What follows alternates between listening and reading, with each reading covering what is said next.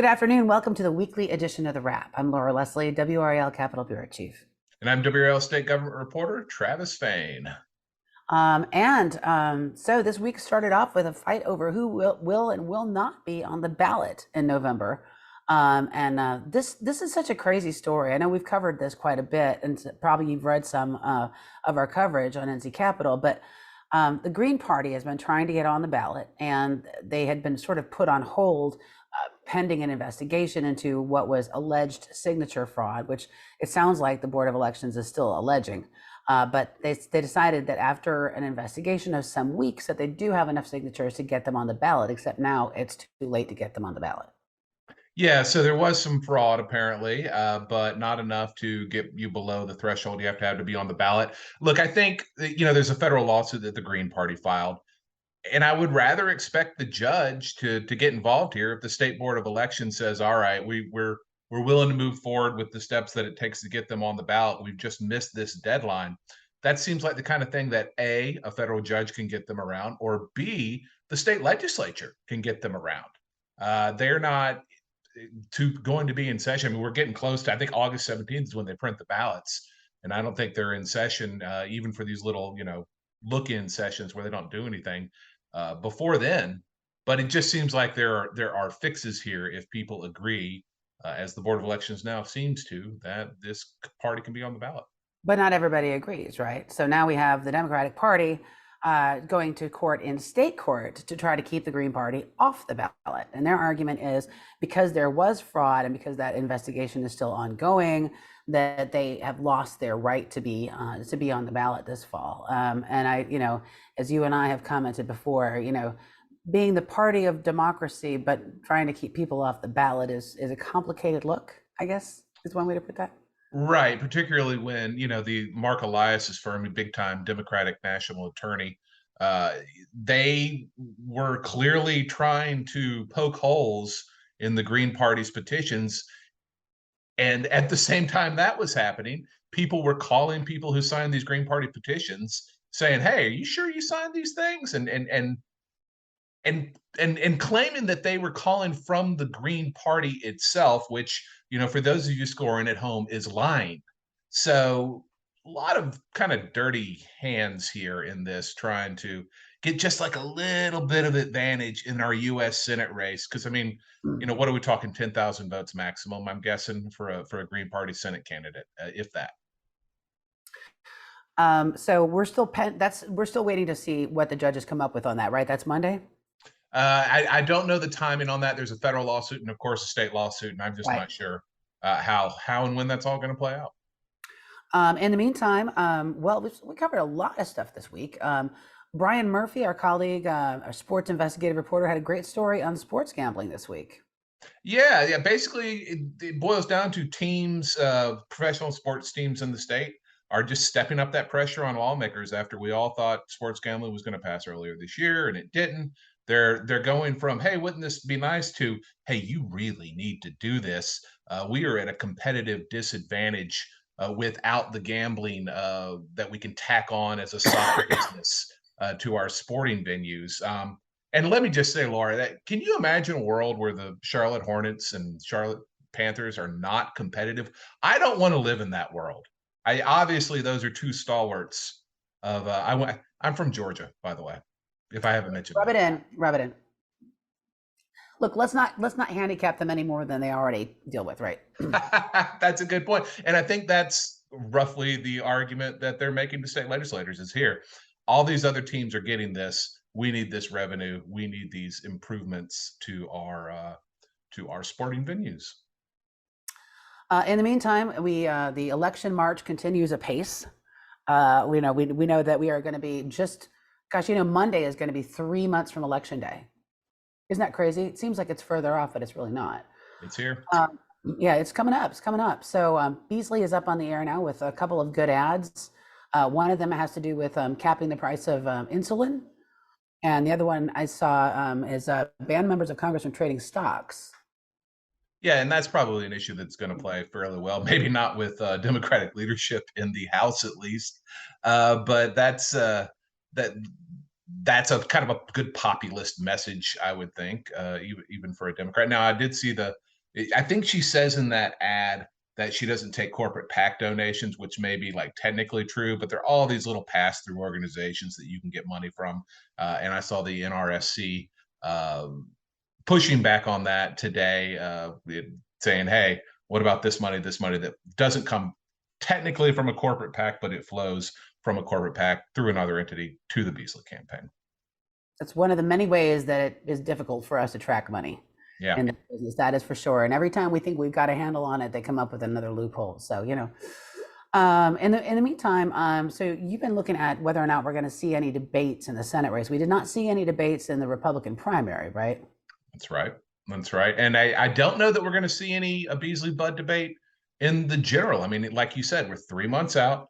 Nothing is on the books. Nothing is scheduled. I talked to Ted Budd's spokesman today, and he says, quote, we will probably start reviewing all the invitations toward the end of the month and decide what direction we're going to go. So no promise there for Ted Budd, who did not want to debate in the Republican primary. I mean, I should say there were debates in the Republican primary. Ted Budd, the ultimate winner of that primary, simply did not participate in them. So the front runner just said, "Nah, no, thank you." And I'm wondering if he will do that again here in the general election. Well, at least, we have other candidates that could debate, I suppose. So, May I or guess may not be a Green Party candidate willing may to or may debate. not. We don't know yet. An interesting story that I was following this week was sort of the fallout from that vote in Kansas on whether or not to keep the right to abortion in the state constitution. And I think, this is one that I think a lot of people had expected, that Kansas, being more Republican than North Carolina, I mean, more conservative for sure, had expected that might actually pass, to remove that protection from the Constitution, which would allow state lawmakers to start limiting abortion access or banning it completely. But it was an overwhelming vote. It was a 19-point margin.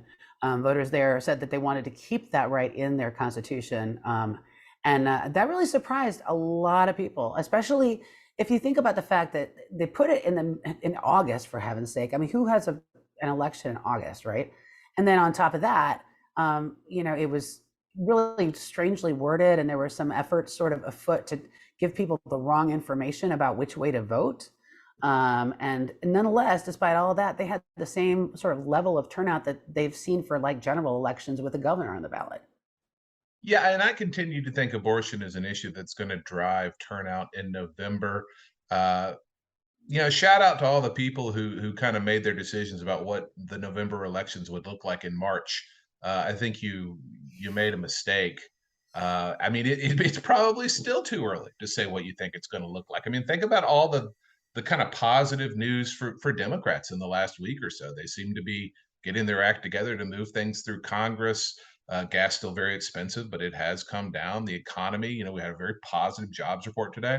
So, I mean, think about what you knew 3 months ago.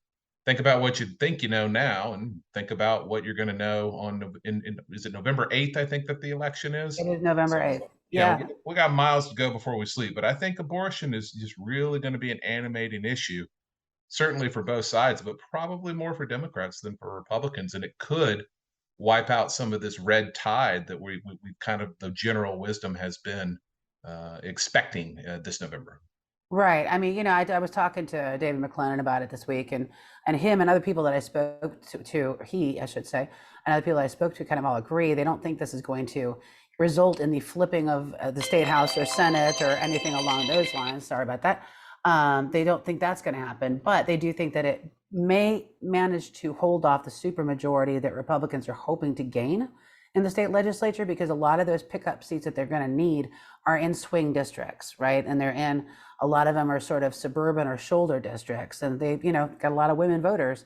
And, I mean, I guess I have thought for a while that pundits were maybe underestimating the force of the abortion issue with women, because, as a woman, I have a lot of women friends.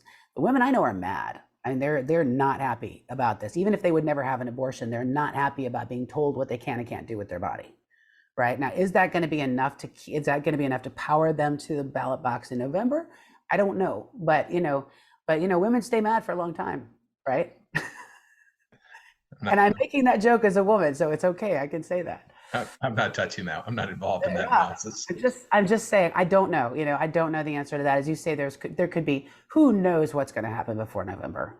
But I do think that the vote in Kansas definitely showed that maybe that issue has a little bit more draw than maybe some had given it credit for. I think that makes sense. Meanwhile, looking at kind of the national landscape, Brian Anderson and Andy Spay at WRAL had a good piece this week looking at the DGA, the Democratic Governors Association, which Governor Roy Cooper heads, along with the DCCC, kind of boosting far right GOP candidates who've embraced conspiracy theories, kind of running reverse psychology ads about how terrible Democrats think they are, trying to get Republicans to pick them in primaries around the country, on the thinking that, hey, this will be an easier person for a Democrat to beat in November. I mean, This seems like it could go sideways in a lot of different ways. careful what you wish for. I mean, it is amazing the ability of Democrats here to take the worst things about their opponents and turn it into a criticism of themselves. I That's a level of mental gymnastics that I had not contemplated before. Uh, Yeah, and yeah. Brian asked the governor about it on Tuesday. He really didn't want to get into the strategy, but again, he is head of the DGA, chairman of the Democratic Governors Association. He said that the association is, quote, investing in educating the public about issues that are concerning to them. So, it is a strategy. It's not all that unusual of a strategy. I was going to Uh, say, remember when Democrats in 2016 were so excited to see Trump win because they figured they were going to beat him? that occurred to me as well. Yeah, how'd that work out? I Hmm. have a very short memory. Yeah. In the meantime, you and Sarah Kruger collaborated on a really great story this week about a law that goes way back to 2013. I think that's right. About guns and what sheriffs are allowed to do with them. Yep, 2013, the legislature passed a law that basically said unless a gun that is seized in a crime is defective in some way or doesn't have a serial number, you can't destroy it. You need to, once you're done with it as evidence, sell it. That would typically be to a pawn shop, to a firearms dealer of some kind. But I mean, it's a used gun. So, think about where it's going to go. It's going to go to a pawn shop. And a lot of police chiefs in urban areas don't want to do that because they feel like, well, this gun's just going to be used in another crime. So they're holding on to it, so much so that they're running out of space to store these things. They want the legislature to change the law. I don't know that there's any real appetite to do that. I talked to John Faircloth, former police chief in High Point, who's also a sponsor of the bill back in 2013. He said, yeah, we'll look at it. But I also talked to the Speaker of the House, and he did not seem to indicate that was something that was going to move forward. But we shall see. Grassroots North Carolina, which is they're to the right of the NRA, I think, on Oh, guns. yes, yes. They are vehemently against changing this. They pushed for the law, and they have lobbied to keep the law. Whenever Marcia Moray, Representative Marcia Moray out of Durham, has tried to change this law before because Durham is one of the cities that wants it changed, and it hasn't gone anywhere. Grassroots North Carolina has really pushed back against that, so I think that will probably continue. But I would definitely recommend that story to folks. Very interesting. And there's another update coming tonight. I won't say what it is, but tune in at 6 o'clock tonight or check online if it's after 6 o'clock Friday when you hear this. So in the meantime, we're still waiting to see what's going to happen with Medicaid expansion, right? And sort of, the hospitals are really sort of getting a lot of heat, right? Because I think Senate Leader Berger had an op-ed, didn't he, taking aim at hospitals? Pat Ryan, his former comms Former, director, had an okay, op-ed, sorry. and then Berger basically said, I believe he just told reporters, I don't think it was an op-ed, that hospitals are the reason we haven't expanded Medicaid. They're standing in the way. And then Governor Cooper had an op-ed in the NNO Tuesday of this week, I believe, making a very similar argument, basically saying So hospitals are putting profits above expansion. yeah, so they're kind of getting it from all sides. Well, they came back today with a full page newspaper ad is running around the state, defending themselves essentially, and saying what their issues are with some of the proposals that have been floated, especially by the Senate. Yeah, and they sent a letter to Berger and Moore, the Speaker of the House, and the governor, saying, "Look, you need to just pass clean Medicaid expansion. Don't pair it with CON reform, Certificate of Need reform, which would increase competition in the hospital sector." Hospitals basically say, "Look, We got emergency rooms, other things that don't, you're not profit centers. They're very expensive. They have to be subsidized. So don't let some surgery center open up down the street, or an MRI open up down the street doing these kind of lucrative things that we depend on to subsidize other things in hospitals. The certificate of need allows them to block those expansions, and they want to continue to be able to do that. The Senate has made that a prerequisite to pass Medicaid expansion. Um, so yeah, I hope I get to a point someday where I can afford newspaper ads to tell people I don't have enough money for something. They are saying, among other things, that they're in the worst financial scenario of their careers. Hospitals are, and that Medicaid expansion should not come with strings attached that would jeopardize the future for hospitals. That's from the letter they sent the speaker and the governor and the pro tem over in the Senate. Sorry about the noises. We just moved over to Teams, and I have nonstop Teams messages, so I apologize for all the little noises coming from my computer. Yeah, reach out, y'all, if you know how to turn off the notifications in Teams. Would be great. You'll save our sanity. Okay, so other stories that we've been following for a while. Thomas Stith. We know that he basically has departed from the community college system, but you've been trying to find out how much his severance package was for. Yeah, he was kind of asked to leave and resigned. I think Monday of last week that was finalized. When that happens, when it's a big time state agency head who leaves, we just say, "Hey, tell us what the severance package is," and someone hands us a piece of paper. I have never had it be something I had to fight for. Well, it's been a week and a half. They won't give it to me, or at least they haven't given it to me.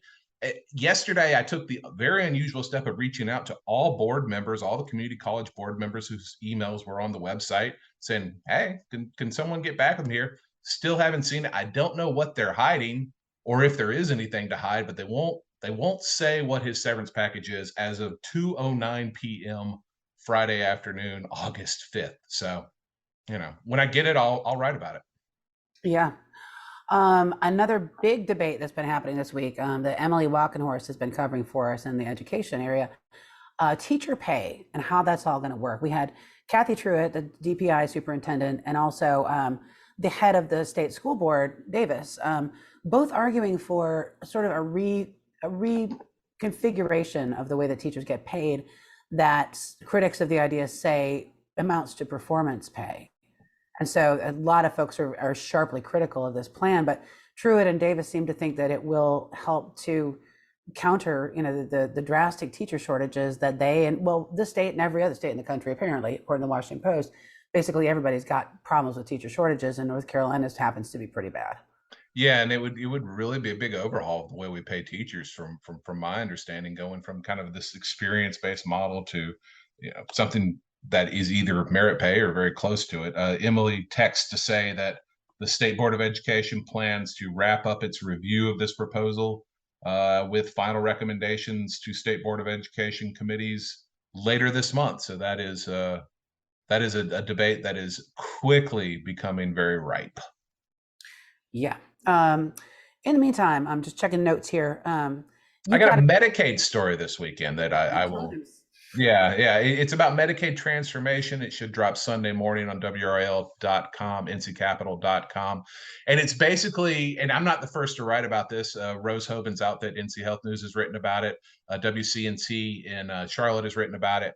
But there are all these providers. When we moved to Medicaid managed care, where we said instead of just straight up Medicaid, we're going to have insurance companies, Blue Cross, Blue Shield, and 4 others, manage most of North Carolina Medicaid. It became much more complicated for doctors and others who bill Medicaid to bill them. Instead of one system, now they got to know 6, because there's the state and then there's these 5 insurance companies. A lot of delayed billings. I mean, I've had people tell me they were considering selling their home, considering declaring bankruptcy because they could not shake money loose from these insurance companies. That seems to be improving. The state seems to be cracking down on it. But I recommend that story to y'all on Sunday. Wow, I did not heard about that. Now it sounds like it's going to be a good one. One quick thing to note, which is that it looks like Representative Bobby Hoenig, who is running for Senate, of course, is may end up in the Senate before November, by virtue of being the replacement for Senator Bob Steinberg. And I think Senator Steinberg decided to go ahead and resign to speed up the cooling off period before he can become a lobbyist. Is that correct? Yeah, he lost his primary. He was double bunked with Senator Norm Sanderson, lost that primary. Looks like he's going to become a lobbyist. And the local Republicans in that district, this is per the, is it Chowan? Juwan Harold, yeah. Forgive me for not knowing how to pronounce all the counties. Their local newspaper, the Herald, says that Republicans will meet August 18th in Edenton to name Steinberg's replacement, but it sounds like it's Hoenig's job to lose. Generally, that wouldn't be surprising. So, Right, right. anything else that we should have mentioned? I think that's it for me. I don't have a lot to tell y'all about next week. No session. The next like little look-in session is Tuesday, August 23rd.